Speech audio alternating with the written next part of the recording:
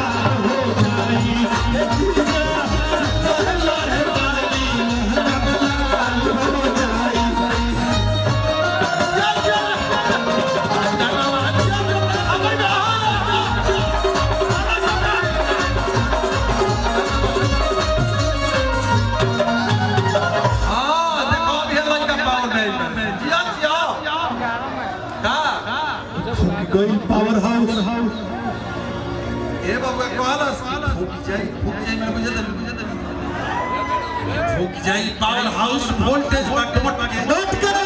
का अतो तार की चोटी गालो के छुआ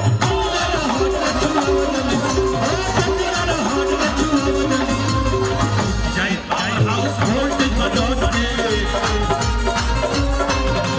चोटी गालो हट के छुआ जल्दी शॉट के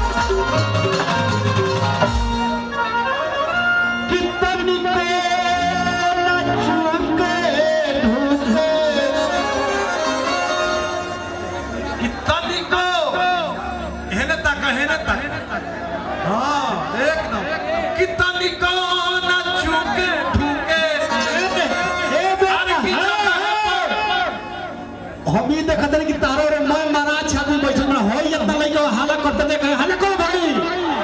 देख अब तारो रे मारा छनी राती बैठल बड़े ना हमरा और कुल सब है आदमी सब गाना बजाना के सुने वाला बड़े तारा और मारा छोड़ी हुई इहो दिमे सुनिए के हाला करते ना तो हम तो बुझत रही बक्सर जिला के देखो हइयो हमारे जिला के हवे भाई हमारे कितनी को न चुके ढूके अच्छा ईमानदारी से करे हाला को बता दो लोग भैया आवा अरे जो है पानी सनावा जनागा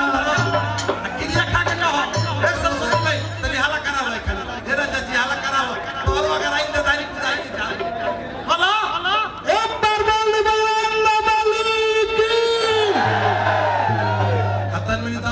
हुकार दाना की होने हो जा आधा हमरो में कादी बोल ले दुनिया खा के कहते सब सती सोजा बड़ी आधा हमरो में कादी अरे कितनी को ना छूके भूके अरे की जगह है पर निशानवा जनवा जाई हो राजा जी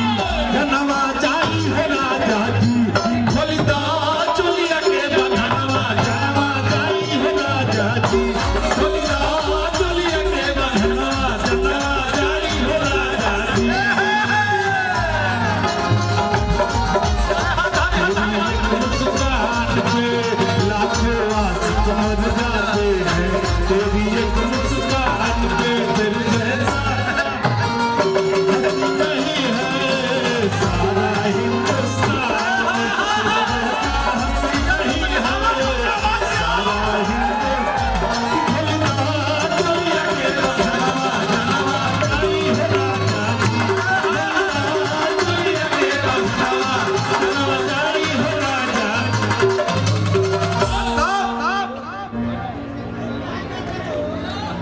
सिलाई गई चली चरचराई हो। ए अनिल भैया ऐसा ऐसा कलाकार आ गेल बड़े सो इरा श्रोता के पागल कर हां दे जाई है बा सॉरी अरे की कहरे सिलाई गई चली चरचराई हो कहरे सिलाई गई चली चरचराई हो। कहरे सिलाई गई चली चरचराई अरे की सैया आयो इस तीर पूरा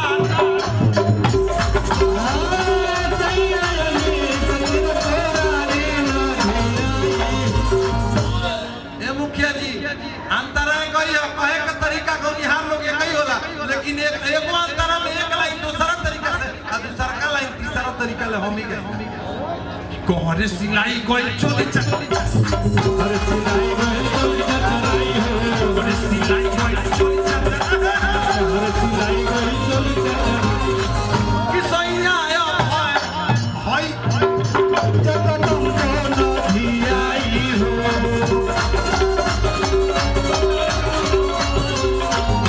ये भाई नाचता सब बुझाता कि सवारी उठा के चलो कितनी को न छूके ढूके अरे की जगह है पर निशानवा जनवा जनवा जाई हो राजा जी। ए भैया ए गाना पर जौन जीती जी डांस करती है जनवा जाई हो राजा जी खोली दो दुनिया के जनवा जनवा जाई हो राजा जी। खोली दो दुनिया के जनवा जनवा जाई हो राजा जी। खोली दो दुनिया के जनवा जनवा जाई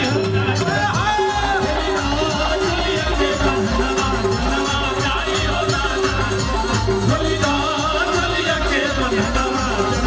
जाई हो राजा जी एक बात बताओ तेरी जीती जी ऐसा लग जाता रे बुझाता कि करती को कहवे जब जा जा निकृष्ट हो गई लो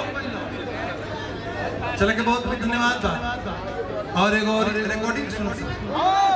अब हम चाहेंगे तभी होगी। इसलिए मैं बोल रहा हूँ कि कार्यक्रम 8 बजे तक होगा, अभी रिकॉर्डिंग डांस नहीं होगा।